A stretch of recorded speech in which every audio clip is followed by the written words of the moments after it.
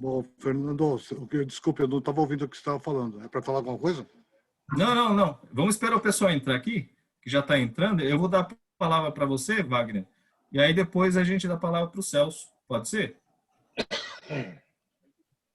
Certo.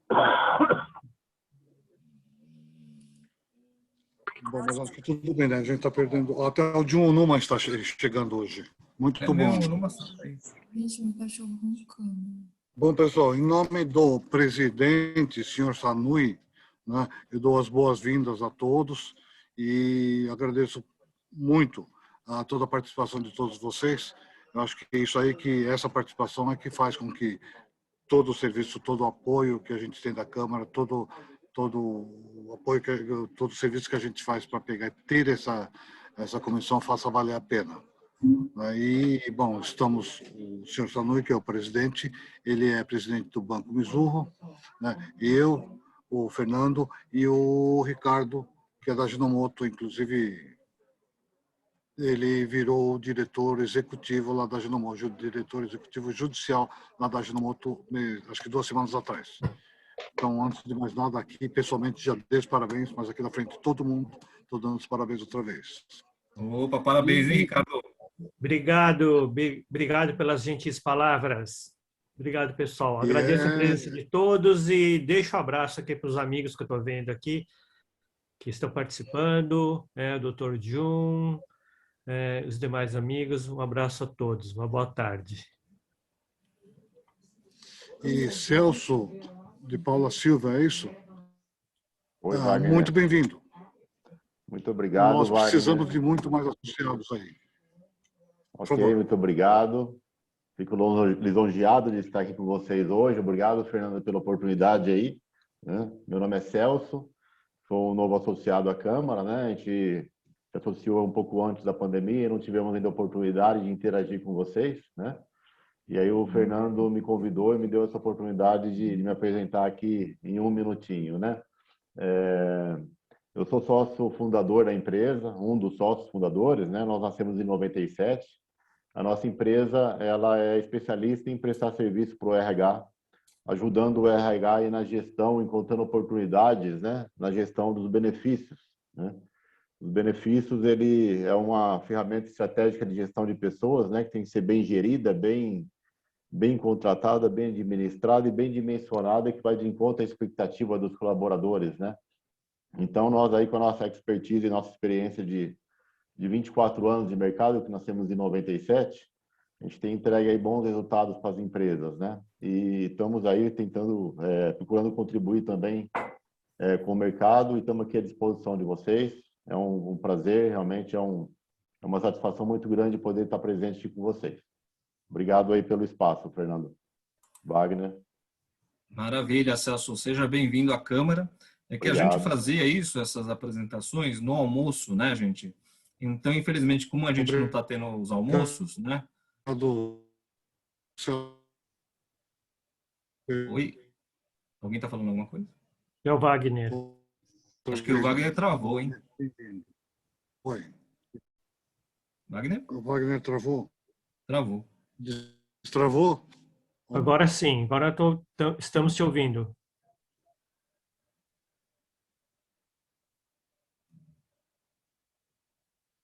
Eu acho que ele caiu, hein? Eu também acho, hein? Bom, vamos dar continuidade, então, enquanto ele não volta. E aí, durante os almoços na Câmara, a Câmara tem por costume apresentar os novos associados, né? Então, a gente está abrindo esse espaço a partir de hoje, aqui na comissão, para os novos associados se apresentarem, né, para os demais. Tudo bem, gente? Então, se tiver algum novo associado aqui presente, né, que a gente realmente fica difícil de fazer de verificar, né, se tem alguém aqui que é novo, né, que é muita gente, mas fique à vontade para fazer eventual apresentação, tá, gente? Então, a partir das próximas reuniões da comissão, a gente vai deixar esse espaço aberto também para os novos associados se apresentarem para os demais. Bacana? Bom, dando continuidade enquanto o Wagner não volta, a gente tem 2 palestras hoje, né, bem bacana aqui, com 2 temas importantíssimos. A primeira é de tributação do investimento japonês no Brasil, né, as propostas soluções na reforma tributária, e o segundo, o marco legal das startups, né, as principais novidades. Né, Ricardo? Acho que você está me ouvindo bem, Ricardo? Ouço sim, Fernando. Bacana, bacana. E Dois aí, excelentes temas hoje, hein? sim, sem dúvida nenhuma. Né? Estou na Acho tela outra que... vez? Wagner? Voltou, Wagner. Você está nos ouvindo? Oi, está me ouvindo agora? Aqui. Sim, Agora Acho sim. que é falha aqui da Agora internet sim. desse lado aqui. Só uma questão. Nós estamos assim, participando da Comissão de Gestão Empresarial como, vamos dizer assim, subdiretores aí da Comissão de Gestão Empresarial, né? Mas nós, eu, Ricardo, Fernando, fazemos parte também da gestão da Comissão de Intercâmbio Brasil-Japão. E também fazemos parte também da comissão de novos associados, tá? Que na verdade é independente da gestão empresarial, né? Então, assim, comissão de novos associados e a comissão assim de comissão de intercâmbio Brasil-Japão, eu gostaria realmente de pegar e colocá-los assim, colocar-nos à disposição para poder estar assim, ouvindo, aceitando e procurando saber de quais as expectativas de vocês, de cada um de vocês, em relação à Câmara, para ver se a gente consegue melhorar a qualidade dos serviços que a gente pode oferecer pela Câmara e para ver se a gente consegue oferecer mais assuntos ou para que a Câmara seja mais atrativa para todo mundo. Então, quem tiver algum tipo de sugestão será muito bem-vindo. Acho que o Fernando pode até saber pegar e filtrar tudo isso aí. Eu acho que a gente teria muito a acrescentar em nome da Câmara, se cada um pudesse, se alguém pudesse estar sugerindo algum tipo de serviço, algum tipo de evento que a gente possa estar fazendo. Sim, Tá? acho Eu que acho é que, bem-vindo por sim, enquanto, Wagner. Aí estamos assim. qualquer coisa, a gente coloca nossos contatos à disposição, né, Wagner? Justamente para a gente Justo. dar uma ampliada nessa nova comissão. Não é nova, né? Seria uma renovação da comissão de intercâmbio cultural Brasil-Japão, né? Acho que Por enquanto, estamos numa uma parte pandemia, importante da mas Câmara. eventualmente acho que isso logo, logo está passando, logo, logo estaremos nos reunindo pessoalmente. Sim. Desculpe falar muito aí. Tem que dar espaço pessoal. Imagina, velho, que isso? Por favor, continuem. Bom, vamos lá então. Aí, dando continuidade aqui à comissão, alguém gostaria de falar alguma coisa em relação ao último mês, algum comentário? Bom, se alguém quiser, a palavra está dada, tá, gente? Enquanto isso, eu vou falando aqui. Nos próximos meses vai ter a reabertura, já está tendo, né, gradual da economia de um modo geral, né, gente? Então, a gente vai começar a trazer outros temas relevantes, que acho que as empresas estão tendo aí umas certas dificuldades, como, por exemplo, a questão da vacinação obrigatória, né? O home office híbrido, como é que vai ficar, se a pessoa vai ficar eternamente, né? Acho que esses temas serão muito bem-vindos nas próximas reuniões, tá, gente? Então, quem quiser participar, né, basta contatar o Rubens ou contatar a mim, o Ricardo ou o Wagner, que aí o canal está disponível. Tudo bem, gente? Acho que são temas relevantes, principalmente para todos que fazem parte da gestão, né? Bom, recados para os palestrantes, né? Hoje nós temos, como eu disse, duas palestras boas. Bom, aqui a gestão é empresarial, tá, gente? A gente sabe que, né, é diferente da gestão jurídica. Então, a gente sempre pede para os palestrantes, por favor, não falem o juridiquês, né? Tente explicar de outras palavras, por favor, gente. Né? Isso aqui é importantíssimo. Né? Para os advogados, tudo bem, né? Mas os palestrantes aqui, a maioria são gestores, né? Então, se puderem explicar em outras palavras, nós agradecemos. Tudo bem, gente? Bom, eu vou dar início, então, à palestra. Acho que já podemos dar, né, Wagner? Ricardo, quer dar alguma mensagem, alguma coisa? Não, Fernando, só cumprimentar. Como eu já cumprimentei alguns amigos, eu estou vendo outros amigos, doutor Ayuka que entrou, doutor Alberto, doutor Jun, só dar as minhas boas-vindas, são muito bem acolhidos todos, e que todos tenham aí uma excelentes palestras. Obrigado. Bacana. Acho que na questão da reabertura da Câmara, a gente não tem nenhuma posição, né, Wagner? Você está sabendo alguma coisa? Reabertura, digo, Nós ficamos de presencial. fechar no dia 20 de agosto, estaremos fazendo uma votação na diretoria para ver se a gente vai voltar a fazer alguma coisa presencial em novembro para frente ou não. Provavelmente, não existe novembro, não vamos fazer dezembro, a gente está prevendo que talvez consiga abrir para fazer as festividades de final de ano. Por enquanto está nesse pé. Mas ontem a gente não votou, porque falando não adianta tentar votar agora, porque a resposta é não, né? Não vai abrir nada. Então, mês que vem a gente faz essa votação outra vez. Tá, mas adianto, provavelmente em novembro a gente não se reúne, dezembro a gente se reúne. Bacana, bacana. Tem membros aí que já estão perguntando Fernando, quando é que a gente volta presencialmente. Tá, mas já são 4h15 já. Então, Sim. por favor. Falta dois minutinhos aqui. Só uma outra última coisa. A gente, infelizmente, não está trocando cartão, por óbvio, cartão de visita, né? Que é uma coisa padrão japonês. Quem puder, deixe o seu LinkedIn no chat e a pessoa entra em contato e adiciona você. Tudo bem, gente? Faltando aqui 1 minuto, acho que já dá para dar a palavra, né? Então, vamos lá, gente. Então, começando as palestras, 16h15, primeiro palestrante até 16h45, e 16h45 para a segunda palestra. 17h15, começamos as perguntas, damos abertura às perguntas aos públicos. Tudo bem, gente? Vamos combinar dessa forma. Bom, vamos lá, doutor Romero, está aí?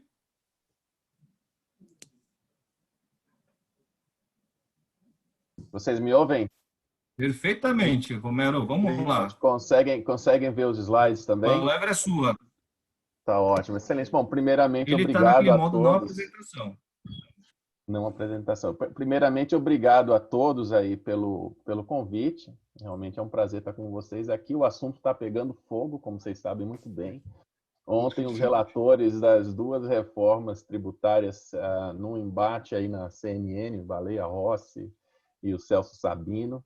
Então, é um alvo móvel, aquilo que a gente vai falar aqui hoje, mas justamente por conta disso que é importante para os decisores e para os gestores estratégicos que estão aqui nesse comitê terem ciência do que está acontecendo. Então, eu pensei alguns dos temas que eu considero mais relevantes, eu estou tentando relembrar alguns dos principais problemas que o investidor japonês tem, pensando na empresa multinacional de sede japonesa como um todo, relativamente ao Brasil, e como essas reformas, propostas preliminares, tentativas, afetam esse investimento e o que se pode pensar em fazer, o que tipo de planejamento pode ser necessário nesse momento financeiro que seja, para se ou mitigar problemas que advenham dessas reformas ou eventualmente para se perseguir alguma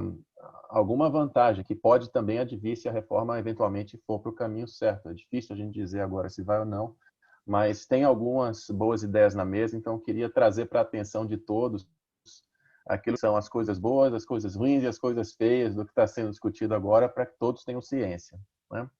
Então, no primeiro ponto, eu dividi aqui essa meia hora que nós vamos falar, e mais uma vez tentando evitar o juridiquês e o economês, mas indo naquilo que talvez sejam os pontos principais desse assunto que é tão árido, mas qual é a situação atual que nós temos, olhando para a multinacional como um todo, e relativamente ao Brasil, não olhando só para a controlada, mas olhando para a controlada sob a perspectiva da controladora, da matriz japonesa.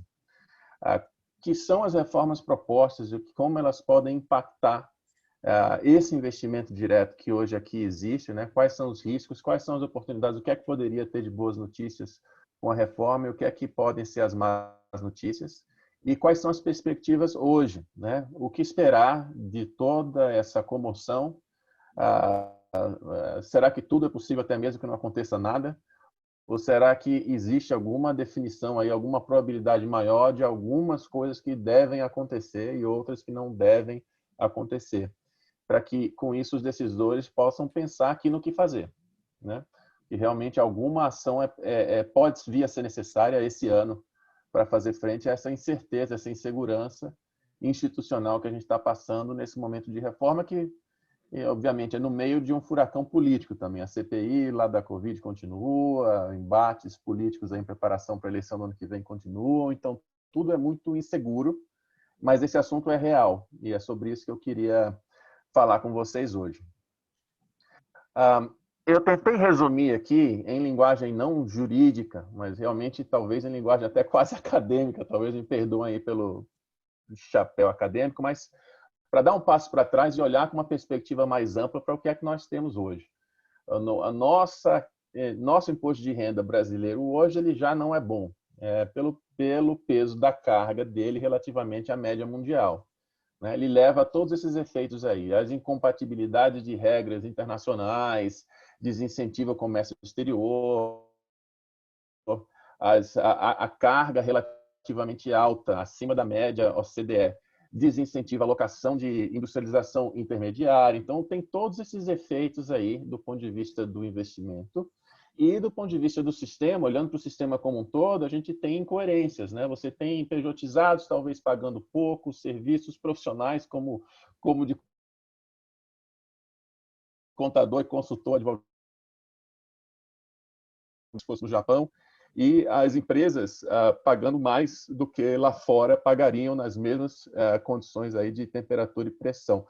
Mercado financeiro, mesma coisa. Você tem retalhos, você tem recortes no mercado financeiro inteiro, onde você vai da isenção até 22,5% de imposto de renda na fonte, com razões diferentes, certas e erradas, enfim. Então, é uma coxa de retalhos e é complexo. Muito menos complexo, muito menos coxa de retalhos do que toda a bagunça que é a nossa tributação de transações de consumo. Então, não chega aos pés. Aqui, os problemas que a gente tem com o IRPJ tem mais a ver com carga. Os problemas que a gente tem com a tributação do consumo, os senhores conhecem tão bem quanto eu, é operacionalidade além da carga. É inseguro, é complexo, tem as disparidades, deprime o mercado interno, os preços têm que ser inflados, os preços inflados diminuem o volume, diminui o mercado para todo mundo que está aqui. Enfim, aquilo que todos nós sabemos há 30 anos. E ganhou gás, ganhou força nos últimos anos a narrativa e a possibilidade de uma reforma real sobre a tributação do consumo, né? Da famosa PEC 45, por exemplo, lá do Bernard Arnault, enfim, um arremedo do que seria um piloto dela, que seria um IVA federal, que seria o resultado de uma unificação do PIS e da COFINS, mas, enfim, tudo muito travado. Vocês sabem que, do ponto de vista político, a agenda dessa reforma tributária do consumo, ela travou com a mudança da liderança da Câmara. Então, Rodrigo Maia colocava muita pressão, muita força para que isso acontecesse, absolutamente alinhado com Baleia Rossi, que seria o sucessor. Então, tivesse a liderança da Câmara caminhado no sentido que vinha, provavelmente a reforma do consumo estaria bem adiantada, mesmo com pandemia, estaria, se não concluída, bem adiantada. Além da pandemia, aconteceu essa mudança na liderança da Câmara e isso realmente mudou o cenário, mudou a perspectiva relativamente à reforma da tributação do consumo, que é a que a gente mais precisa. Mas, ainda assim, a discussão não acabou, porque o que o governo propôs em paralelo ou em suporte ou como acoplamento à grande reforma que estava na Câmara, que era uma reforma fatiadinha, ou seja, está aqui uma medida que trata de PIS/COFINS, a gente vai soltar outra que trata de IPI, a gente vai soltar outra que fala de redução de ônus de folha de salários, enfim. Se o governo fizesse arranjos aí na legislação federal, ao mesmo tempo que o Congresso caminhasse com essa grande reforma da tributação do consumo, o sistema como um todo poderia sair ganhando. Essa grande reforma do consumo, por N questões, a política dentro da Câmara, mas mais ampla, né? Pacto federativo, misturar ICMS com PIS/COFINS não vai dar, então como é que divide? Juntar os estados todos na mesma linha, será que se consegue? Então é tão complicado. Por isso que a gente se debate com isso há 30 anos e não resolve, não é por falta de ideia boa, é por falta de entendimento político mesmo. Não dá para a gente apostar que a reforma ampla sai, mexendo com o ICMS também, é difícil, né? Mas é possível, é bem possível que algo como uma versão ampliada da reforma do PIS/COFINS, que é essa chamada CBS, saia. E uma das razões de ter aumentado a chance disso sair é justamente por conta, parece que não tem nada a ver, mas justamente por conta desse debate sobre imposto de renda. Então, a gente vai conversar hoje sobre o debate do imposto de renda, mas o debate sobre imposto de renda, na última versão que está sendo discutida, a versão preliminar, né, do relatório do deputado Celso Sabino, que está sendo discutido no Congresso, ele saiu do assunto de imposto de renda e ele entrou no assunto consumo. Na hora que ele fala, vamos reduzir aqui benefícios e subsídios a alguns setores industriais. Então, mudar PIS/COFINS monofásico, revogar algumas isenções de IPI, enfim, uma série de medidas que estariam mais coerentes se inseridas no contexto da reforma do consumo, ou de uma PEC 45, ou de uma CBS, mas, enfim, onde alguns setores que talvez pagam menos nos produtos que vendem ao consumidor, ou seja, o consumidor tem carga tributária maior em alguns produtos, como na conta de luz, na conta de telefone, os eletrodomésticos, eletroeletrônicos, etc. Pagaria menos por esses aí e, eventualmente, pagaria mais em higiene pessoal, alguns farmacêuticos, enfim, uma série de outros que são considerados subtributados hoje. Então, fosse isso feito com equilíbrio dentro da reforma da tributação do consumo, numa transição longa, por exemplo, como prevê a PEC 45, esse rearranjo aí entre setores, que já é difícil, seria minimamente viável. O que o governo tentou fazer ao lançar o piloto lá da unificação do PIS/COFINS não tinha uma transição tão grande e também trazia aumento de carga para alguns produtos e setores e redução para outros. Isso dificultou o trâmite lá da CBS. Mas, de qualquer forma, tem um blueprint ali, tem um início ali. Daí, nessa reforma do imposto de renda, que a gente vai falar um pouco sobre ela daqui a pouco, entrou esse assunto de financiar o que seria um aumento de faixa de isenção para as pessoas físicas mais pobres e alguma redução de carga de RPJ que beneficia muito algumas empresas e pouco outras, financiar isso com incremento de carga de tributação de consumo para alguns setores, né? Imposto de importação também para alguns outros e tal. Então, não tem pé e nem cabeça, não faz o menor sentido. Só que, com isso, a pauta voltou a ser discutir tributação de produtos e de consumo. Quando a pauta estava sendo só discutir se é o rico, o pobre, ou a empresa, ou a pessoa jurídica, ou a pessoa física que paga imposto de renda, agora passou a ser, se tiver que mudar a carga para alguém nas pessoas físicas quanto à renda, ou nas pessoas jurídicas quanto à renda, e eventualmente tiver alguma redução, será que não seria o caso de se reequilibrar isso, algum incremento? Não seria o caso de se reequilibrar isso com a tributação do consumo? Então, enfim, se não via PEC 45, talvez via CBS, passou a ser uma pauta, agora real.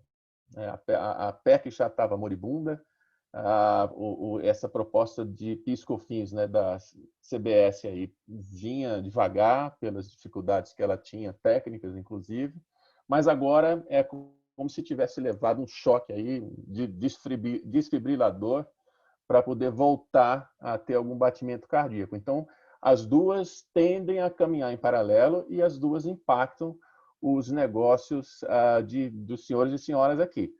A perspectiva é que qualquer coisa no consumo tenderia, se for minimamente em linha com a PEC 45, tenderia a ser bom para o todo, principalmente com uma transição longa, e tenderia a ser bom para o investidor estrangeiro, principalmente com uma transição longa.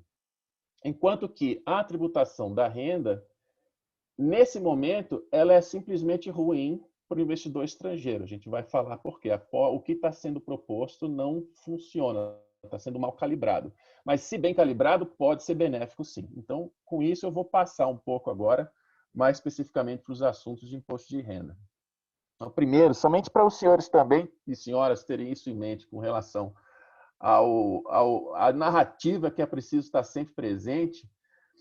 Aqui no Brasil, muitos dos decisores aí, públicos, eles esquecem que empresa não é gente, que empresa não é ninguém, que empresa é fecho de contratos. Ou seja, quando a gente fala em investimento japonês, não tem, a empresa japonesa não é ela que paga imposto. São todos os indivíduos em volta dela, né? Inclusive o sócio, pessoa física, japonês ou não, investidor no capital, nas ações dessas empresas. Então, isso é muito difícil para ser explicado e compreendido por muitos dos tomadores de decisão de políticas públicas brasileiras. Então, eu mostro esse slide que eu uso no ambiente acadêmico e mostro tanto quanto possível no ambiente empresarial, para que esteja na ponta da nossa língua, quando a gente tiver qualquer tipo de interlocução com o governo, com políticos, do que acontece. No ambiente OCDE, se olharem para o lado esquerdo aí dessa figura, o que acontece entre o Japão e outros países do ambiente OCDE, a alíquota média do IRPJ meio que se estabilizou aí entre 21% e 23%. Eu tirei uma média aí de 23,1% para uma multinacional típica, e tipicamente seguindo aí tratados internacionais para tratar de dupla tributação, etc., tipicamente ou não tem R-fonte ou ele é muito pequeno nessas distribuições dentro do grupo econômico internacional. Então, entre a empresa sede lá no Japão e as controladas na Europa, nos Estados Unidos, no Canadá, etc., o dinheiro flui, o lucro pode ser reinvestido, ele flui, sujeito a uma alíquota efetiva e consolidada, digamos, de 23%, em média. Tá? N detalhes aí que os colegas advogados e contadores vão estar dizendo, puxa, Romero, mas você não está mencionando isso, aquilo, aquilo. Mas eu quero manter aqui no big picture para os gestores. Então, em média, é isso aí. E aí, quando a empresa matriz, aquela que tem dono pessoa física lá fora, distribui dividendos, ou ele tem uma retenção na fonte, ou ele entra numa tabela progressiva, a depender de onde esse investidor pessoa física esteja. Mas, em média, essa tributação residual soma mais aí uns 18,4%, 18%, 19% de carga na pessoa física. Todo o sistema de tributação internacional que você costuma ouvir os advogados e consultores e acadêmicos falarem diz respeito ao que acontece dentro da multinacional, entre as pessoas jurídicas. Quase todo mundo esquece do que acontece depois que você paga o dividendo para cima, que é essa carga a mais. O que eu quero dizer com isso? Existem vários métodos para eliminar a dupla tributação dentro do grupo econômico multinacional. Mas a dupla tributação entre a pessoa jurídica e a física é inerente ao sistema lá fora. Ou ela acontece no IRPF, ou ela acontece por IR-fonte. Logo, não tem método para evitar a dupla tributação do investidor final. Sempre vai ter uma carga adicional lá no fim. E é por isso que isso, para os estrangeiros do ambiente OCDE, é óbvio, e é por isso que não se sobrecarrega esse lucro que continua reinvestido e indo de um país para o outro dentro da multinacional. Na multinacional japonesa é a mesma coisa.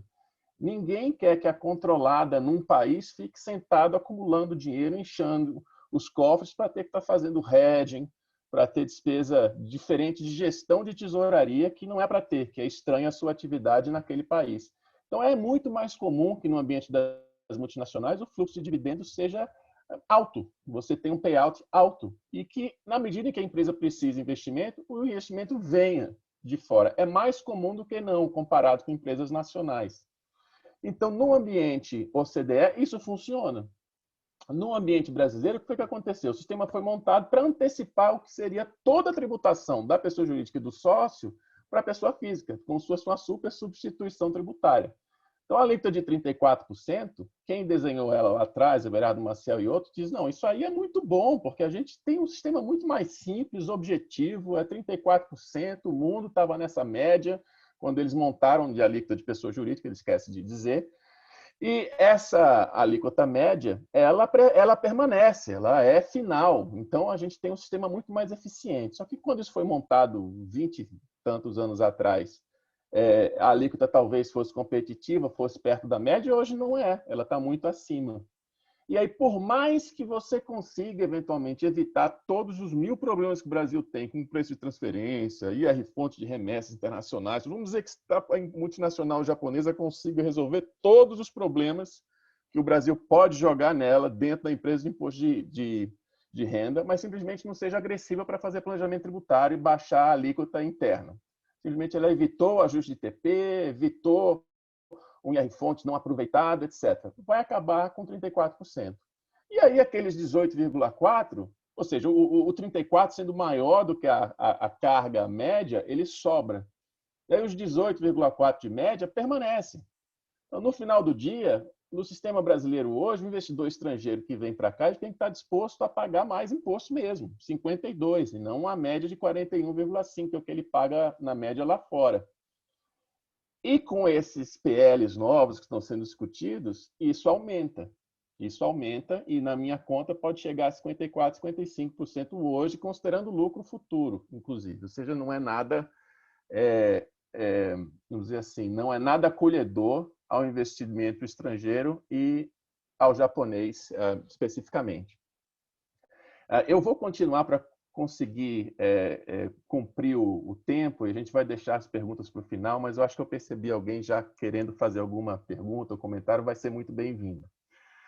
Então, muito resumidamente também, sabendo que o público aqui não é de tributaristas, então o que é que aconteceu? Eu pincei alguns dos temas principais.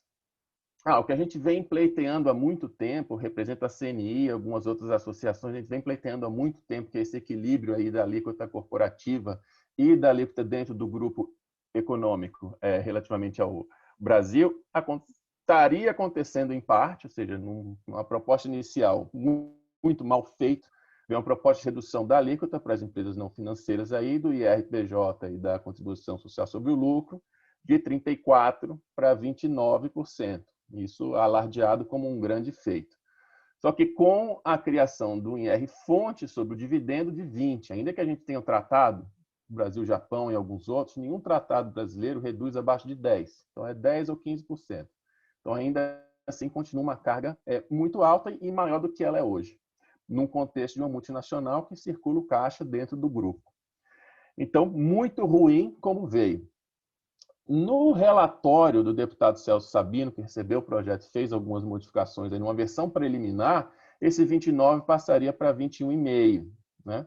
Só que permanece nesse momento os 20%, alcança os 20% de IR-fonte até lucro acumulado durante o ano de 2021, ou seja, de 2021 para trás, que já pagou 34, vai pagar depois mais 20 nessa distribuição sobre a base de 66 líquida. Enfim, dentro dos grupos econômicos, entre pessoas jurídicas se aplica, ou seja, torto, ainda está muito mal desenhado, mal calibrado e muito, digamos, ameaçador o que está na linguagem desse PL. Tem um favorecimento aí aos pejotizados, ou seja, um dos temas que motivava a reforma do imposto de renda é puxa, a pejotização é um problema, tal, quebra o INSS, falta renda, falta progressividade. Bom, viria uma redução da alíquota do imposto de renda da pessoa física com isenção subindo para 2.500, mas a isenção para dividendo de empresa que pode ter faturamento até de 4.800.000 de R$20.000 por mês. Ou seja, num país com salário médio de R$2.000 por mês e de salário médio nível superior de 6.000, uma isenção de 20.000 não é para classe média, não. Mas, enfim. Então, alguns buracos orçamentários que fazem com que se carregue a mão nessa alíquota da pessoa jurídica. Né? Alguns outros temas que eu não vou entrar aqui também, alguma reavaliação espontânea de imóveis com alíquota favorecida, enfim. Mas para a empresa japonesa, que é o foco aqui, um tema que pode ser muito importante é o alargamento de base de cálculo. Então, ainda que houvesse essa redução da alíquota para 21,5%, de 34% para 21,5%, a base de cálculo muda, ou seja, supressão de juros sobre capital próprio. Alguns outros temas, novamente, mais técnicos, que eu não vou entrar na minúcia aqui, mas a tendência sendo, aumenta a base de cálculo. Assim, o anúncio da redução de carga vai sair mais bonito, a manchete vai sair mais bonito do que a realidade. Na realidade, você alarga a base e reduz um pouco o impacto dessa redução de alíquota em termos orçamentários. Existe aí uma perspectiva, a gente está trabalhando muito forte nisso, mas existe uma perspectiva, assim, de melhoragem, de se melhorar essa calibragem das alíquotas, ou seja, talvez o 21 permaneça, talvez fique em torno dele 20, 22, 23, mas o IR-fonte espera-se que caia. Dificilmente cairá de modo a fazer com que a carga seja baixa. Mesmo na presença do tratado, a gente não vai chegar em 0 ou 5, que é o que seria o padrão lá fora. Então, o Brasil continua a ter uma carga comparativamente alta, mas se for aprimorado o que está no projeto, pode se aproximar, pode ser bom, pode nos ajudar a todos, sim. Agora, a gente não tem purgatório, é meio que entre céu e inferno. O que está na mesa hoje a gente está muito ruim, está no inferno, pode piorar. E o que está tentando ser feito é fazer com que melhore. Então, isso está em jogo e logo tem que ser considerado nos planejamentos financeiros aí das suas empresas. É esperado que haja alguma norma aliviando o IR-fonte dentro do grupo econômico, ou seja, ou simplesmente que não incida o IR-fonte entre controladas, coligadas e controladoras. Já teve uma melhoria aí de se garantir que não incide quando é de controlada para controladora, mas isso não é grupo econômico ainda, então deve melhorar. Existem algumas emendas muito bem escritas que podem vir para o jogo de formação de consolidação fiscal, grupo econômico, é o que é comum mundo afora, a empresa japonesa lida com isso o tempo inteiro, mas aqui parece, digamos, parece ficção científica, mas dá para fazer, pode ser que aconteça. Existe aí uma força muito grande, então o CNI, a Brasca e vários outros defendendo que não se acabe esse juros sobre capital próprio, mas se aprimore o mecanismo. Eu venho defendendo isso há muito tempo, que ele seja algo que se chama Allowance for Corporate Action. No final das contas, dá o mesmo efeito, um efeito até um pouco melhor, mas sem requerer a distribuição para os sócios, né? E sem travar também, não é que você vai botar numa reserva e ter que ficar travado como reserva de incentivo, não é nada disso. Simplesmente é um cálculo de imposto de renda por dentro que pode ser que fique lá como melhoria. E a gente tem, desde o meio da pandemia, do começo da pandemia, a gente vem tentando modernizar algumas das regras que a gente tem e vamos aproveitar o ensejo dessa discussão de imposto de renda para ver se a gente consegue realmente fazer isso, que são, por exemplo, a eliminação ou pelo menos o aumento dessa trava de 30% que existe para a compensação de prejuízos fiscais, né? Principalmente para esses prejuízos aí incorridos durante a pandemia. É cruel se manter uma trava desse tipo, a empresa passando a dar lucro, ter que já pagar imposto de renda, o governo pegar o dele antes da empresa ficar até com PL positivo, não faz o menor sentido. Então, aumento aí dessa trava ou eliminação está na mesa, não sei se vai para frente ou não, assim como está na mesa, por exemplo, algumas propostas de depreciação acelerada ou depreciação imediata para CAPEX novo, para investimento em CAPEX novo. Isso para infraestrutura seria muito bom. O setor industrial que tiver aqui representado também seria muito bom. É difícil a gente dizer se vai pegar tração, se vai para frente ou não. Para fechar aqui os meus 30 minutos, então, alguns pontos somente para vocês pensarem, né? Não é o momento de você correr e mudar e executar nada, porque a proposta ainda está sendo alterada pelo próprio relator e depois vai ser mais alterada pelos parlamentares. Tem a chance de ficar melhor, tem a chance de ficar pior, tem a chance de morrer. Mas, se seguisse em frente como está hoje, o que faria muito sentido é se considerar o que é que existe no balanço de lucros acumulados até 2021 e, ainda que não haja o caixa disponível, se fazer sim uma reestruturação financeira para se declarar esses dividendos efetivamente. O ideal é que não esteja nem pendurado no balanço para o fisco depois de ver dizer, você declarou, mas é fake news, é simulação. O ideal é que você realmente repatrie aí dividendos, ainda que para que você faça isso, você recorra a algum tipo de endividamento local, enfim. Tem um trabalho aí a ser feito para não ser problemático também, mas de reestruturação financeira, para você evitar que os lucros que foram tributados a 34% depois paguem ainda mais 15% ou mais 20%, o que seja. E tem também um trabalho a ser considerado aí de reestruturação societária. Então, as empresas dos senhores que tiverem grupos com níveis de controle vertical distintos, ou seja, um grupo no Brasil com a controladora no Brasil, que tem outra controlada dentro do próprio Brasil, etc., e tem coligado, e tem joint venture e tal coisa, e é muito comum para muitos dos clientes japoneses que eu tenho a participação, o investimento através de joint ventures. Isso pode eventualmente tomar uma daquelas balas perdidas, né, que eu costumo dizer que acontece em reforma tributária, e acabar tendo que pagar R-fonte. Então, faz sentido considerar se é viável reestruturar societariamente esses grupos, deixando eles mais horizontais, para evitar esse risco aí de eventual aplicação do IR-fonte que não faça sentido, né, indevido. Então, como eu tinha rigorosamente até as 45, eu vou somente mencionar no final que tem muito detalhe nas regras sobre base de cálculo aqui. tem muitos detalhes sobre mercado financeiro, fundos, etc. Eu não sei aqui dentro dos associados quem também opera como instituição financeira, está no mercado financeiro, então eu não cobri muitos detalhes jurídicos aí da proposta, mas uma das razões que eu não cobri não foi somente a natureza do fórum e a limitação do tempo, é porque realmente é um alvo móvel. Tudo está sujeito a muita mudança ainda. Não faz sentido vocês dedicarem muito mais tempo do que o que a gente tomou aqui para entrar num detalhe de minúcias que tendem a mudar. Eu acho que a principal mensagem é: fiquem atentos e atentas, tenham suas equipes envolvidas, mas não tratando o tema como simplesmente um tema fiscal, que não há o que fazer caso vá para frente de uma forma ou de outra. O ponto, o alerta aqui é: pense junto com a sua tesouraria, pense junto com o seu jurídico, o que é que se já pode ter de plano A, de plano B, de plano C, caso a reforma vá num caminho ou no outro caminho. Então, eu acho que essa é a mensagem que eu queria deixar com todos aqui. Com isso, eu encerro aí, Fernando, deixando aí 1 ou 2 minutinhos aí para os próximos palestrantes. Bacana, doutor Romero. Olha, excelente palestra, viu? Muito boa mesmo. Acho que tirou muitas dúvidas, principalmente do pessoal que é de gestão aqui, né, dessa comissão. Acho que é um tema importantíssimo essa reforma. Muito obrigado, então. Imagina, os contatos do doutor estão aqui, né, doutor?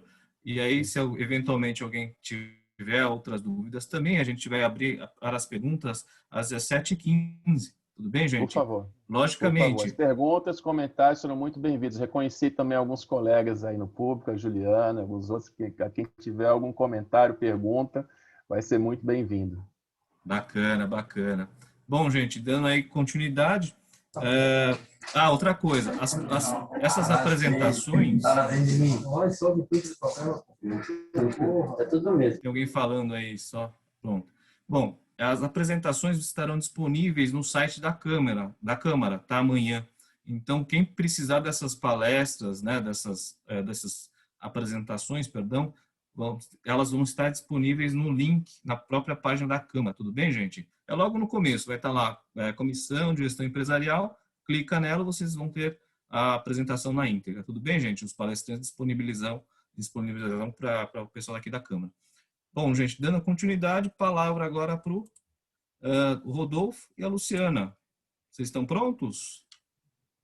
Prontos. Sim. Maravilha. Doutor Rodolfo, doutor Luciana, a palavra é de vocês. Maravilha. Só vou compartilhar aqui a tela.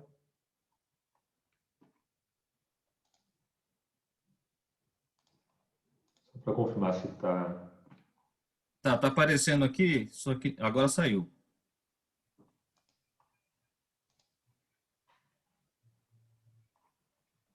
Pronto.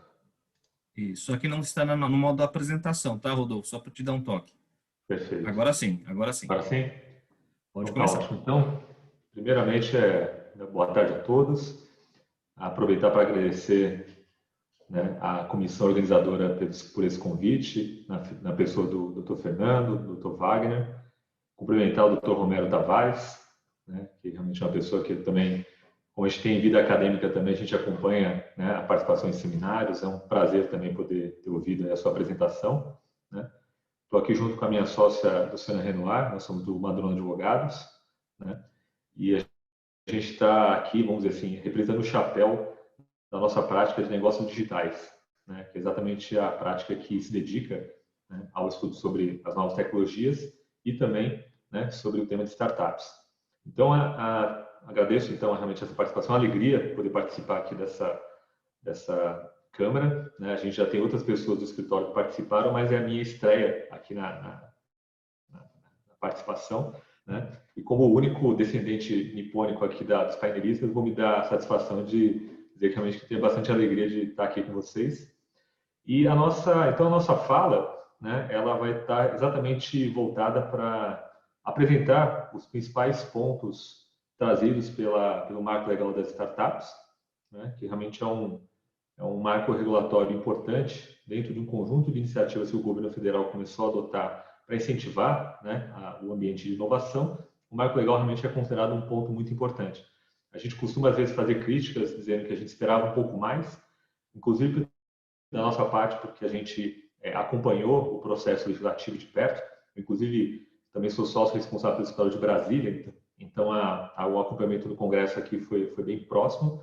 A gente tinha muita expectativa que vários temas fossem resolvidos, né, por intermédio desse marco legal, mas é aquela situação, né? A negociação acontece, a avaliação, né, dos parlamentares aconteceu, a presidência da República também fez a sua avaliação, acabou afetando, inclusive, pontos importantes, né, como a discussão a respeito de stock options, que é realmente um elemento importante para o ecossistema de inovação. Isso acabou não sendo contemplado nesse marco legal, mas pelo menos houve a sinalização de que esse tema ele vai ser discutido num novo projeto de lei. Então, a gente espera realmente que esse ponto da discussão ele avance num outro projeto de lei, né? A gente também teve uma discussão a respeito, né, de um benefício fiscal. Na verdade, a gente disse que é uma medida de justiça fiscal para investidores, né, que estava previsto no artigo 7º do projeto de lei, acabou sendo vetado também pelo presidente da República. Era a possibilidade que o investidor, né, a ideia do investidor que investiu em 10 empresas diferentes, 10 startups diferentes, ele teve prejuízo em 5 delas, e em 5 ele conseguiu ter uma rentabilidade, vamos dizer assim, né, o dobro daquilo que ele investiu, né? E a ideia é que exatamente pudesse haver uma compensação desse investimento para que ele, né, não sofresse no final da conta um prejuízo que, de acordo com o sistema atual, né, ele acaba não se beneficiando daquele prejuízo que ele sofreu e acaba pagando o tributo em cima daquele ganho que ele teve, né, no investimento que deu certo. Então, é um pouco dessas questões que a gente acompanhou, mas que infelizmente acabaram sendo vetadas, né, e até agora a gente não tem nenhuma sinalização de que isso vai ser revertido, né. Então, eu vou passar a palavra para a Luciana, que vai começar a exposição, dando os conceitos fundamentais que o marco legal trouxe, e depois, ao final, eu vou retomar também alguns pontos, muito focado na parte da pesquisa e desenvolvimento e da parte da atuação do poder público, né, nesse mercado de startups. Então, muito obrigado a todos. Então, vamos lá. O primeiro aspecto importante que a lei trouxe para a gente foi a definição do que é uma startup, né? Então, o que eles dizem? Startup é uma empresa que tem a receita bruta de até 16 milhões de reais num ano calendário anterior e, caso ela tenha sido constituída há menos de 12 meses, eles fazem a proporcionalização desses 16 milhões.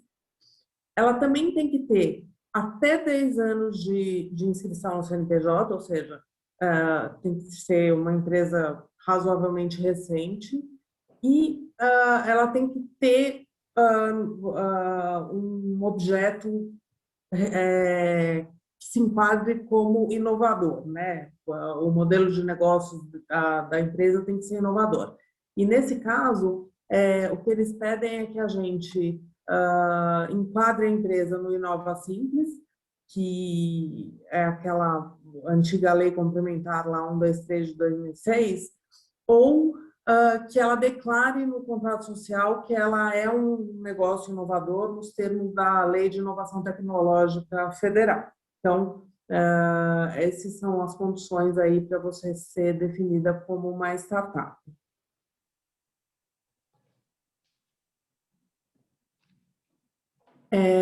Aí, a segunda novidade que a lei trouxe foram as formas que a gente tem de investir na startup, né? Então, o que ela está dizendo? Que qualquer um desses tipos de investimento que você vai fazer na startup vai ser considerado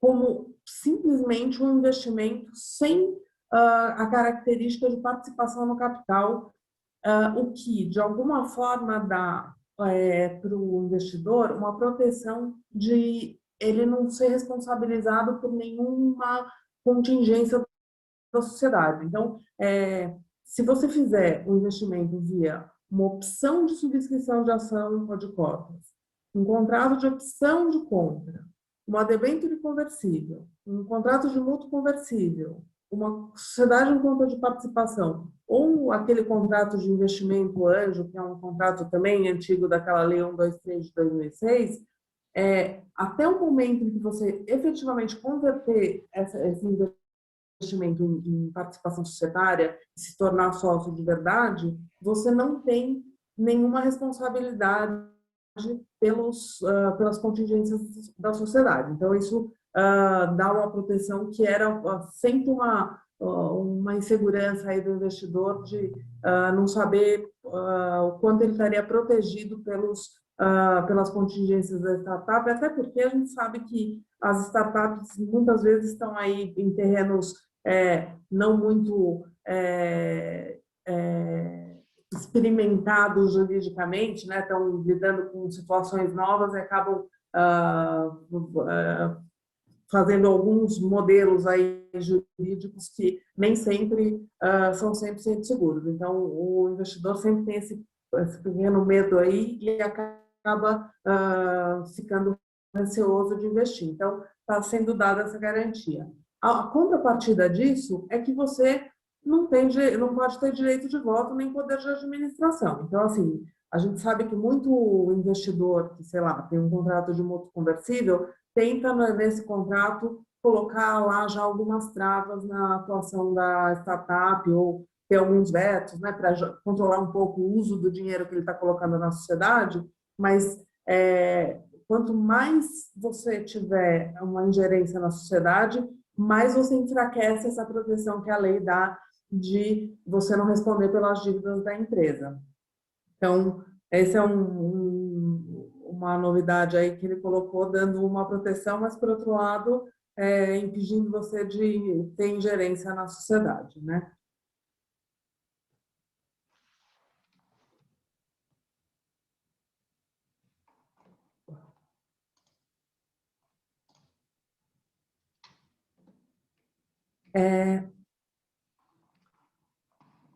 Aí, Rodolfo, a gente entra nessa questão do fomento à pesquisa e desenvolvimento e inovação, que você ia esclarecer, né?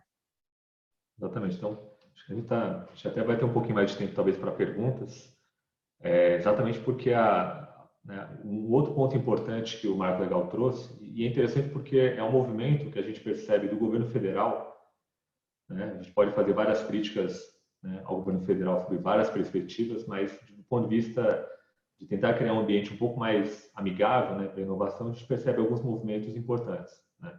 Então, o Marco Legal das Startups, junto com outros, a própria nova lei de licitações, né, a própria lei de inovação, que é um pouco mais antiga, mas que começou a ser aplicada um pouco, né, com um pouco mais de intensidade, a gente vê alguns movimentos nesse sentido.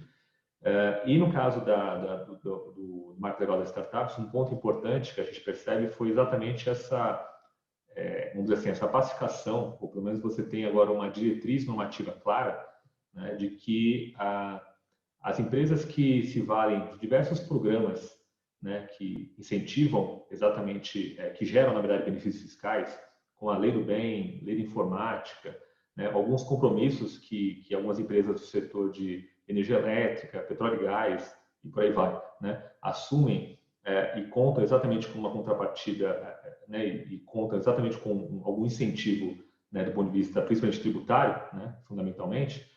A lógica é sempre aquela de que você recebe esse benefício e tem como contrapartida, a empresa tem como contrapartida fazer um investimento, né, de um percentual do seu faturamento, por exemplo, né, em pesquisa, desenvolvimento e inovação. Essa é uma lógica, né, já não é nova, né, mas acho que o ponto relevante do Marco Legal é que ele deixou claro que esse investimento, ele pode, essa contrapartida que a empresa pode fazer em pesquisa, desenvolvimento e inovação, pode ser direcionado para startups, né? E aí o próprio Marco Legal, então, no artigo 9º, né, ele traz aí 3 hipóteses, né, de espaços que você pode, né, indicar, a empresa pode, de fato, direcionar o recurso desse benefício fiscal, né, para exatamente ser canalizado para alguma startup. Então, você tem, inicialmente, o inciso primeiro trata dos fundos patrimoniais destinados à inovação, né, da Lei 13.800 de 2019, o marco regulatório também, uma lei praticamente nova, né, que trata exatamente de fundos, né, que gerem recursos privados, né, de pessoas físicas ou até de empresas também, e que tem realmente o intuito de se dedicar a alguma atividade que possa ser entendida como interesse público, né, um caráter de interesse público, né? Então, você pode usar esses fundos patrimoniais, né, que tem uma vertente, vamos dizer assim, um fundo patrimonial que tem realmente uma clara estruturação voltada para incentivar a inovação, ela pode ser um canal, né, para que esse fundo, por sua vez, invista a partir do recebimento desses aportes,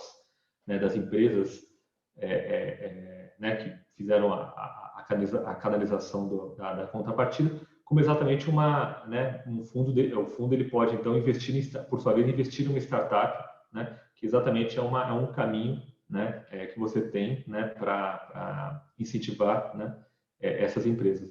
Um outro mecanismo também que já é um pouco mais conhecido, né, que são os fundos de investimento em participação, né, ou chamado private equity, né, são exatamente, né, fundos que são condomínios, como se fossem condomínios fechados, né, que investem tanto em empresas de capital aberto ou fechado, mas sempre com aquela tônica, né, de empresas em desenvolvimento, em atividades em desenvolvimento. Então, exatamente por conta disso, né, a CVM já regulamentou há algum tempo, né, os FIPs, né, que são destinados, né, tem as categorias, né, como capital semente, empresas emergentes ou empresas com produção econômica intensiva em pesquisa e desenvolvimento.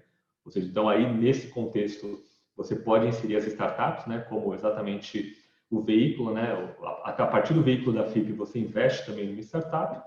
E uma terceira modalidade que a lei trouxe, né, é exatamente a possibilidade que a empresa teria também de investir esse recurso, né, em programas editais ou em concursos, normalmente promovido, né, por órgãos públicos, empresas públicas, fundações vinculadas a universidades públicas, né, bancos de fomento também, né, a empresa pode incentivar aportando recurso para que essa entidade pública promova, né, um edital e faça exatamente um processo de aceleração e investimento, né, em startups. Então, essa foi uma movimentação que o mercado de startups viu realmente como, né, um elemento de mais segurança jurídica, né, do ponto de vista desse investimento.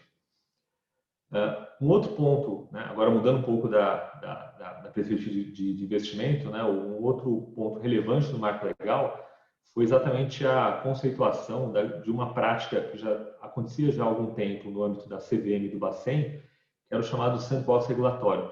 Não, mas como a expressão em inglês, né, uma caixa de areia regulatória, ou seja, um espaço seguro, controlado, né, em que você tem realmente ali, então, uma agência reguladora, por exemplo. Vou pensar numa fintech, né, uma startup que atua exatamente numa solução do sistema financeiro. Ela é intensamente regulada, né, principalmente pelo Banco Central. E aí a ideia do sandbox regulatório é exatamente permitir, né, que o Banco Central crie um espaço, né, em que ele diga o seguinte: olha, fintech, vocês podem, né, atuar durante um período nesse espaço aqui em que eu vou suspender algumas regulações que normalmente eu exigiria fossem cumpridas por todos aqueles que, né, que pretendessem prestar algum tipo de serviço financeiro. Então, você tem realmente uma suspensão de alguns compromissos regulatórios por parte da startup para que ela possa exatamente, vamos dizer assim, de forma mais leve e menos burocrática, ela possa desenvolver aquilo que de fato é o mais importante dela, que é o negócio que ela está desenvolvendo, né? E aí a partir disso, depois você tem aí, né, uma retomada dos compromissos, né? Na medida que a startup, vamos dizer, ela consegue testar a solução que ela se pretende apresentar para o mercado, viu que a solução para em pé, e aí ela pode, então, passar realmente a estar em conformidade com a legislação. Né? Então, a ideia do sandbox regulatório era algo já feito, né, de certa maneira, aí, por alguns órgãos públicos, e a gente passa a ter realmente uma diretriz, um conceito, né, do que é o sandbox regulatório. A gente teve, inclusive, logo no dia seguinte à sanção presencial do Marco Legal, a gente fez um evento com a Subsecretaria de Inovação do Ministério da Economia, né, que foi o principal órgão que trabalhou, né, o Marco Legal das Startups no Congresso. Na verdade, eles elaboraram a minuta inicial e depois acompanharam a discussão no Congresso.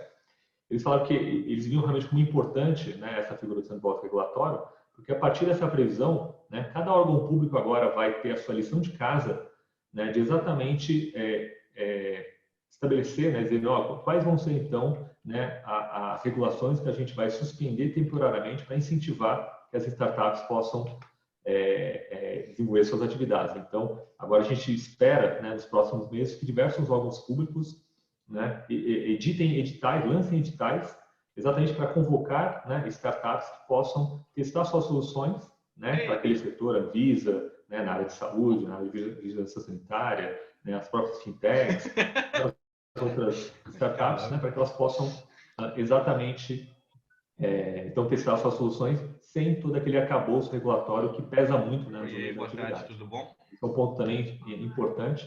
talvez na perspectiva, eventualmente, né, de quem vai investir em startup e sabe que tem um custo regulatório. Já de continuar de férias, né? Não sei se alguém comentou algo. Acho que o Alberto está com o microfone aberto, Alberto Mori. Opa, às vezes acontece. Mas legal, gente. Então, e aí a gente chegando aqui para, né, no último tópico aqui dessa rápida exposição, que a gente também achou relevante destacar, né, assim como a gente comentou, né, que o marco regulatório, né, ele se insere dentro do marco legal da startup, se insere dentro de uma iniciativa várias iniciativas do governo federal de incentivar realmente o ambiente de inovação. A gente também percebeu que houve ali uma preocupação, e se tem todo um capítulo dentro do marco legal que fala, né, da própria atuação do poder público enquanto incentivador da inovação, usando o seu poder de compra. Ou seja, então, é o próprio poder público, por intermédio, né, de contratações públicas, incentivando, né, o mercado de startups.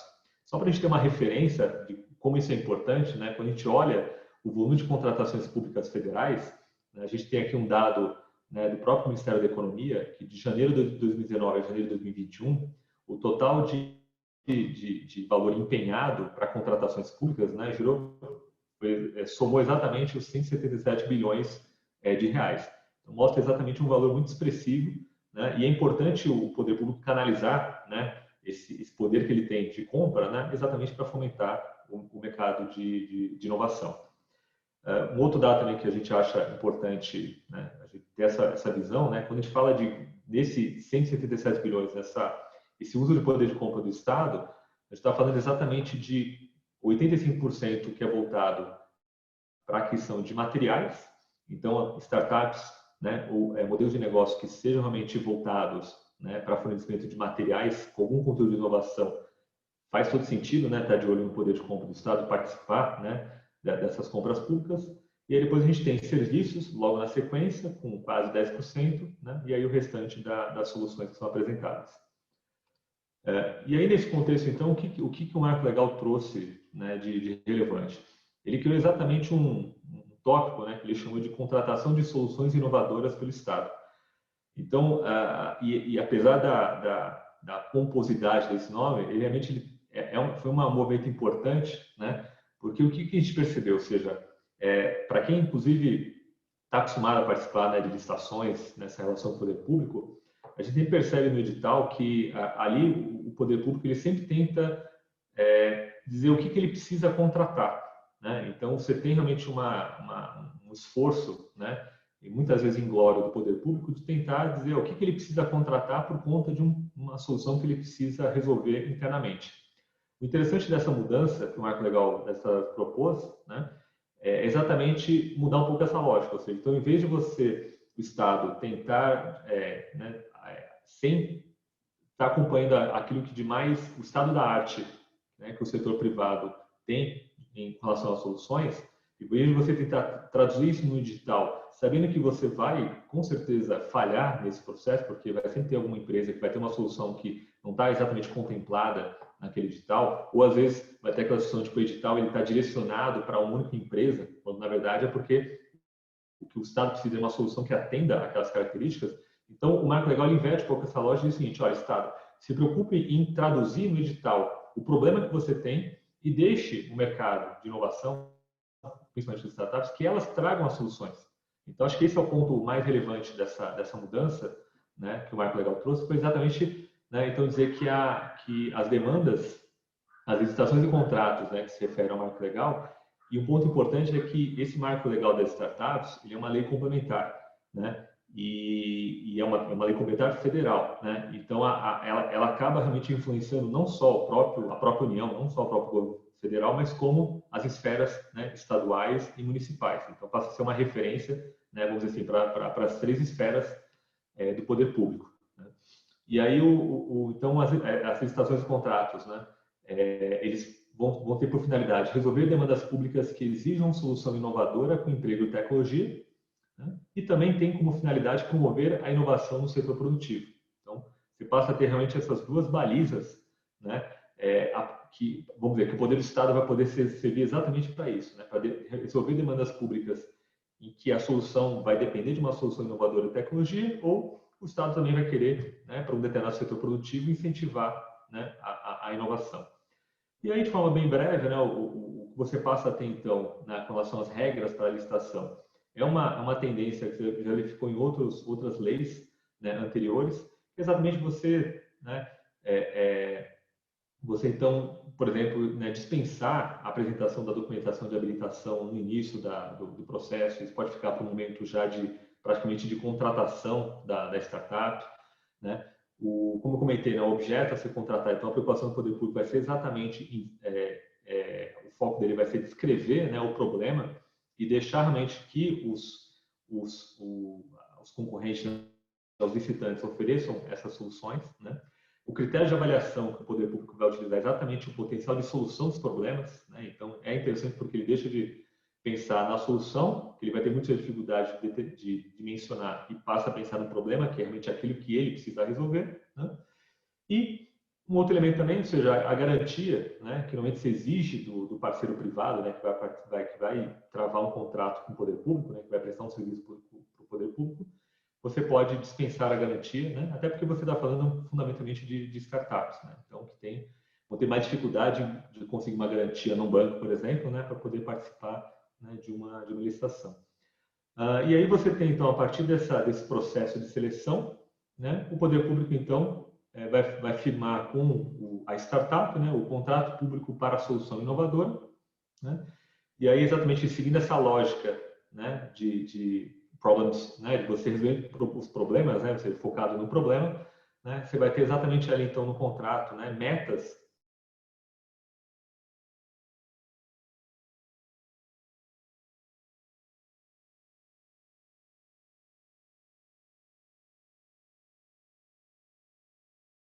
e a remuneração variável, né, de acordo com o atingimento dessas metas que o poder público vai estabelecer, né? E aí depois esse contrato, né, pela lei, ele teria um contrato, seria uma duração de 12 meses, né, com a possibilidade de prorrogação, só me engano, acho que uma vez só, né, e a partir disso depois ainda o Estado poderia, né, travar com essa startup, né, firmar com essa startup um contrato de fornecimento, que seria, vamos dizer assim, após esse período de experimentação, né, ele viu que realmente a solução da startup para em pé funciona, resolve o problema, né, do poder público, ele pode realmente firmar um contrato de fornecimento para que ele incorpore, né, essa solução tecnológica que a startup, né, ela trouxe, né? E aí o parâmetro que o marco legal das startups traz, né, é que esse contrato público para a solução inovadora ele vai ter um valor máximo de até 1.600.000, né? Né, então realmente não é um valor elevado, né, mas que talvez aí interesse realmente aquelas startups que a gente chama inclusive de GovTech, né, que são startups voltadas para soluções, né, de problemas do poder público. Então, pessoal, acho que temos aqui uns 5 minutos de antecedência, tá? Então a gente agradece essa oportunidade, desculpa um pouco o atropelo, né, a gente não quis aqui fugir do prazo. Acho que agora a gente fica aí com uns minutos a mais para poder tirar dúvidas e, né, eventualmente debater algum ponto. Muito obrigado. Muito obrigado, doutora Rodolfo e doutora Luciana, né?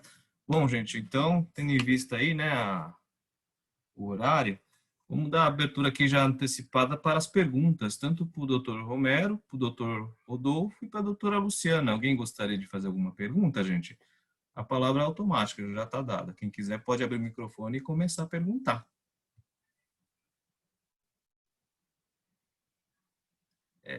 É sempre assim, né? Acho que o duro é saber se... Vocês estão me ouvindo, gente? Desculpa, curiosidade. Tá. Essas palestras virtuais, o duro é isso, né? A gente não consegue ver o rosto da pessoa, né? Sentir o público, né? Essa acho que é a grande dificuldade dos palestrantes, né, gente? Quando a gente tem a palestra presencial, a gente vê, né, se o pessoal tem dúvida, como é que tá, né? A gente tem o termômetro, né, no local. Bom, gente, alguém gostaria de fazer perguntas aos palestrantes? O momento é esse.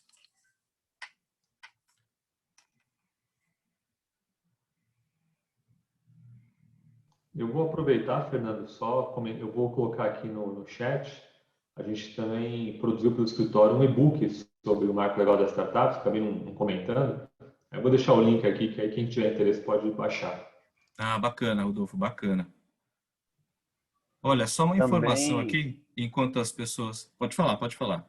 muito rápido, também, se não houver uma pergunta aqui para mim, e quiserem fazer algum comentário também, fiquem à vontade, pode suscitar aqui uma troca. Sim, de informações, é bem-vinda, né? Aqui uma coisa, uma informação, tá, gente? Muitos de vocês devem ter recebido, né, a informação pelo e-mail, mas não custa lembrar. A Câmara mudou o site, né? Está em alterações, né? Então, o Rubens colocou aqui no site o endereço, né? O endereço correto. Por que que isso é importante? As palestras estarão lá. Então, eventualmente, se alguém quiser rever, né, algum material, estará disponível nesse site que o Rubens ele passou no chat às 4h48. Tudo bem, gente? É isso. Deixa eu só colocar aqui. Bom, perguntas. Alguém gostaria de fazer comentário?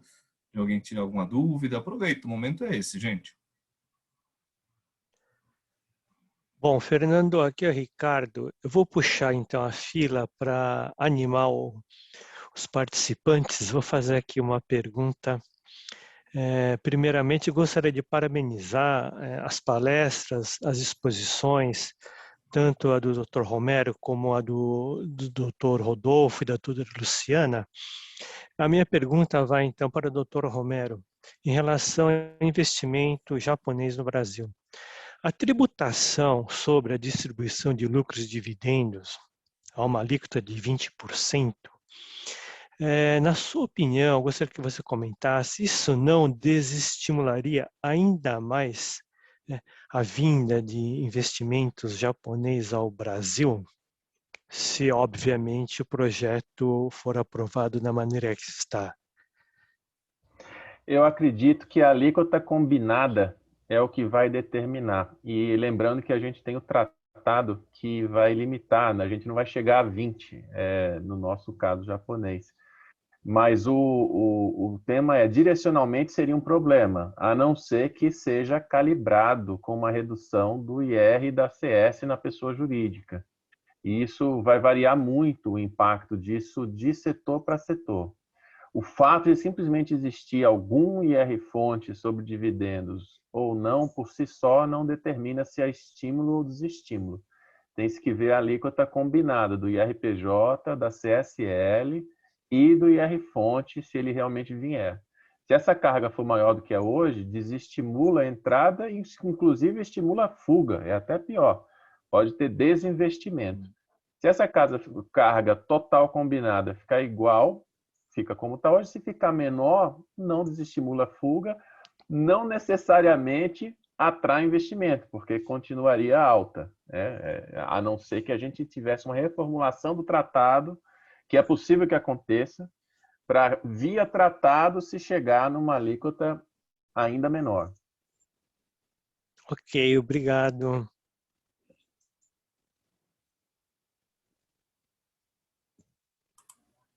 Mais alguma pergunta, gente? Alguma dúvida em relação aos palestrantes? Fernando, boa tarde, é o Jun Onuma falando. Tudo bem, Jun? Prazer em revê-lo. Boa tarde a todos, parabéns pela coordenação de todos e também pela escolha dos temas e dos escritórios. Para não deixar a fila esfriar, eu queria fazer uma pergunta rápida para o Dr. Romero em relação a essa lei do Marco Geral da Startup. Se o Dr. Romero pudesse contar um pouquinho para a gente o background dessa lei, do porquê da necessidade de publicação de um marco legal, para entender também que tipo de necessidade ou de dificuldade os proprietários das startups e também os investidores estavam tendo sem ter esse tipo de embasamento ou proteção legal. Eu acho que a pergunta foi para o Dr. Rodolfo, certo? Desculpa, Dr. Rodolfo. Tudo bem, é muito R, né? Obrigado, Dr. Romero. Ótimo. Então, João, obrigado pela pergunta, né, pela oportunidade de comentar. O que a gente percebeu, acho que são duas ponderações. Né? Acho que, do ponto de vista do mercado em geral de startups, do que se via, né, a partir tanto de investidores principalmente, é sempre aquela preocupação de que é uma coisa até trivial lá fora, mas que aqui no Brasil a gente conseguia complicar, né? Que era exatamente o investidor ele ter a segurança de que ele só seria responsável, responderia exatamente na medida daquilo que ele investiu, ou seja, ele perderia o valor que ele investiu, ponto final. A nossa, vamos dizer assim, a nossa realidade, né, jurídica, ela acaba criando situações em que você tinha, né, uma percepção de risco para o investidor, de entender que ele poderia ser mais, né, ser responsável além daquilo que ele investiu, ou seja, além do prejuízo econômico que ele já teria, né, mas eventualmente por outros débitos que a startup assumiria, né, do ponto de vista trabalhista e inclusive tributário também. Então acho que assim a movimentação que teve, né, e aquilo que o Congresso foi sensível, foi exatamente dar essa segurança. E aí no momento que isso foi colocado, aí se aproveitou, como eu comentei, né, diversos temas foram colocados no projeto inicial. O marco legal, né, o projeto de lei que resultou no marco legal, ele foi durante quase 2 anos gestado pelo Ministério da Economia e pelo Ministério da Ciência e Tecnologia. Eles fizeram diversas audiências públicas, diversas consultas públicas, ouviram muito o mercado, olhavam tanto o ecossistema das startups quanto de investidores, fundos, investidores anjos, etc., e tentaram exatamente mapear todos os problemas principais e trouxeram, né, no projeto original. Só que durante o trâmite no Congresso, como eu comentei, né, então o Stock Options, que realmente é um dos pontos mais importantes, porque ele é uma ferramenta, né, super importante para você atrair talentos para a startup, ele acabou sendo afastado, né? Então, eu acho assim que a conveniência e oportunidade do marco legal veio, né, fruto dessa, vamos dizer assim, dessa escutativa que o poder público teve dos setores, né? E que, obviamente, o marco legal não trouxe tudo aquilo que se esperava, mas eu acho, na minha avaliação, aí até a Luciana pode comentar também, mas na minha avaliação ele realmente trouxe um benefício importante, né, para o setor.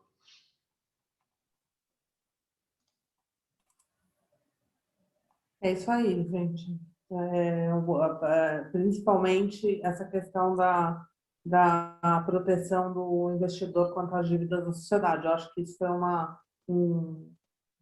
uma grande novidade aí da lei. A gente esperava mais, né? Mas isso daí acalmou bastante os investidores em startups. Isso era um problema sempre trazido para quem investiu em startups.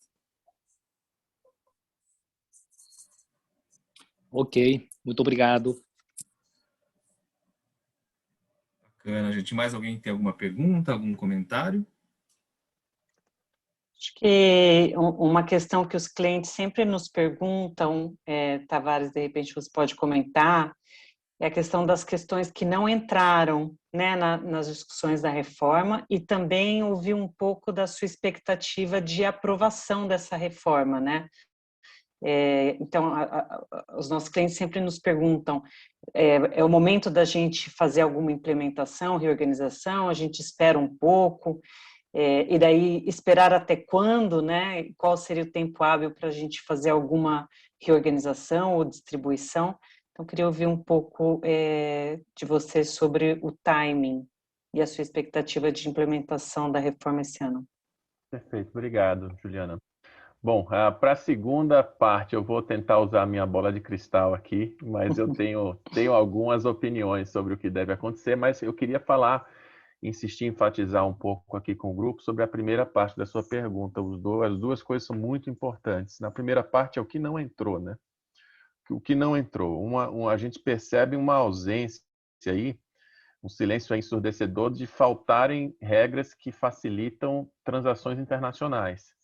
Ou seja, a gente passou mais de 2 anos discutindo preço de transferência, a gente sabe que já tem aí uma minuta do que seria uma reforma na norma de preço de transferência na gaveta da Receita Federal.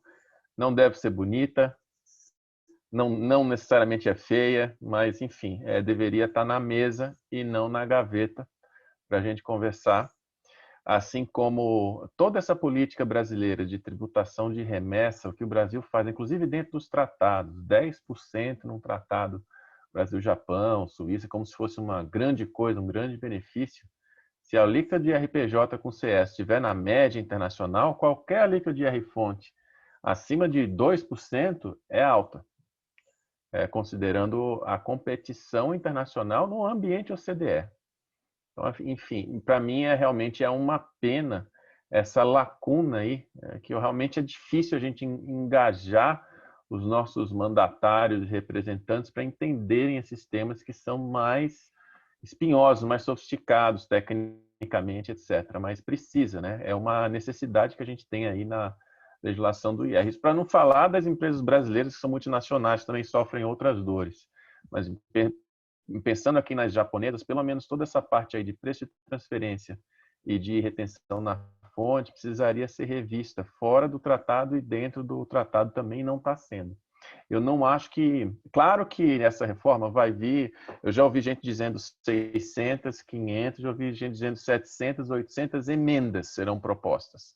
Então vai ser uma loucura isso quando realmente começar essa feira, né, de emendas propostas, algumas repetidas, outras não. Então, nas emendas, eu não tenho dúvida que muito disso vai vir. Agora, eu não acredito que exista espaço para, nessas emendas, se entrar nesses temas internacionais. Eu acho que vai ser fracionado. E isso fica, talvez, para o ano que vem, talvez para o ano seguinte, essa parte internacional toda, preço de transferência, remessas, modelo de tratado, etc. Torcendo que a gente mexa nisso, mas vai ser depois. Só que indo agora para a bola de cristal aí da pergunta que não quer calar, eu acho que vai acontecer alguma coisa. Eu acho que dessa reforma sai alguma coisa. É diferente da PEC 45 ali, estava moribunda, não sei se vai ou não vai, mas reforma do IR vai acontecer, até porque é muito mais fácil de fazer e todo mundo precisa de um troféu para as eleições do ano que vem, seja quem está no Congresso, seja quem está no Planalto, enfim, todo mundo quer uma reforma para chamar de sua. E a reforma do imposto de renda é muito fácil de ter manchetes boas. Eu reajustei a tabela progressiva, que é obrigação, devia estar na lei, que era para ser feito todo ano. Reajustei, olha aqui, eu dei um alívio para os mais pobres, né?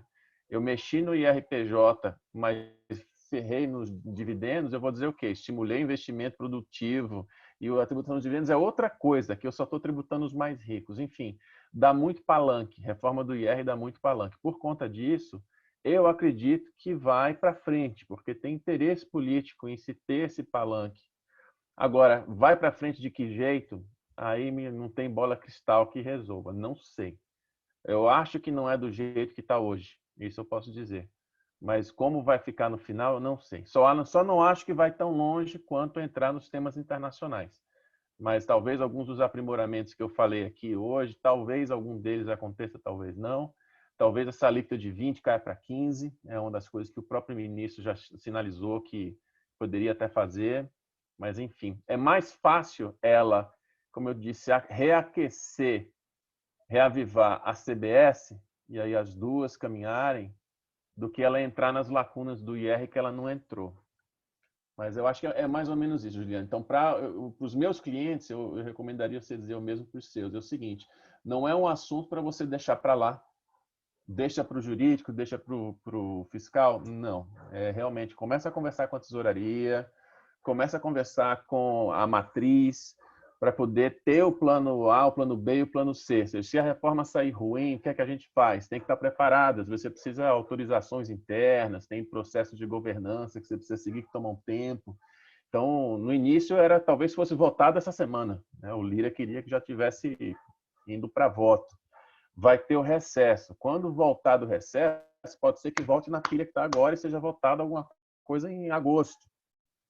Pode, não sei. Agora, vamos dizer que só seja votado alguma coisa em novembro, dezembro. Se a gente for esperar até novembro, dezembro para começar a deixar os planos todos preparados, esquece. Não tem multinacional que consiga se mover e reestruturar as finanças, empréstimo, lucro acumulado no espaço de um mês. Então, vai fazer mal feito, alguma coisa vai acabar correndo risco, ter que contratar a Juliana para defender no tribunal. Então, não vale a pena. Então, a boa prática aqui começa a trabalhar agora, no que seria o planejamento financeiro, societário, de agora até o fim do ano. E se a lei sair em agosto, ótimo, você sabe exatamente o que você vai fazer. Se ela não sair em agosto, nem em setembro, pelo menos você fica aí com alguma visão. Talvez a gente faça isso, talvez aquilo. E você fica preparado para implementar algo no fim do ano, se de fato vingar e sair alguma lei. De pleno acordo, Tavares. Obrigada pelos comentários. Bom, gente, bacana, muito bom mesmo, sem dúvida. Essa reforma, né? A questão do marco também das startups são dois assuntos que dariam para fazer uma pós-graduação, né? E não daria para a gente falar tudo em 30 minutos, né? Seriam basicamente 2 anos de estudo mínimo. Bom, gente, aqui, tendo em vista o horário, né? A gente aqui na Câmara pede para a gente tirar aquela famosa foto, né? Para a gente colocar no site de todos os participantes.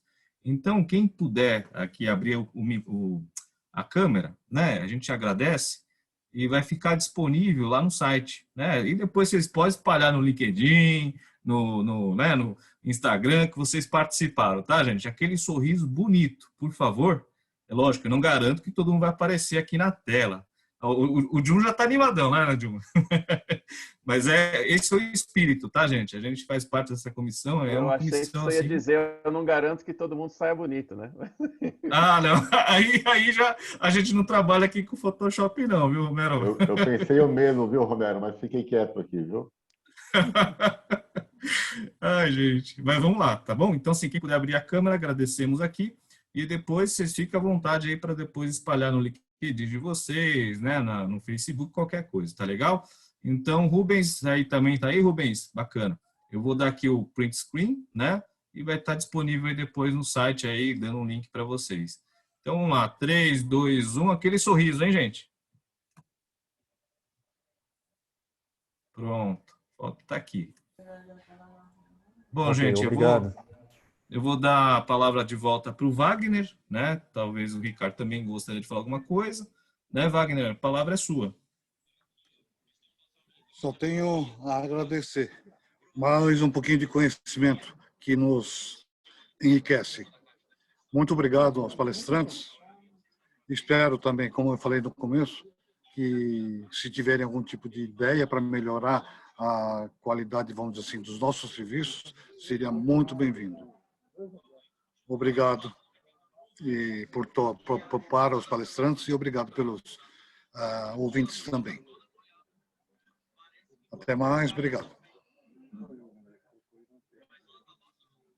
Obrigado a todos pela oportunidade. Bom final de tarde. Agradecemos, Tchau, né, Rodolfo, pessoal. Luciana, né, doutor Obrigada, Romero. gente. Obrigado a todos. Até a próxima. Boa tarde. Boa tarde. Tchau, tchau. Boa tarde, Tchau, pessoal. obrigada. Abraço. Tchau, tchau.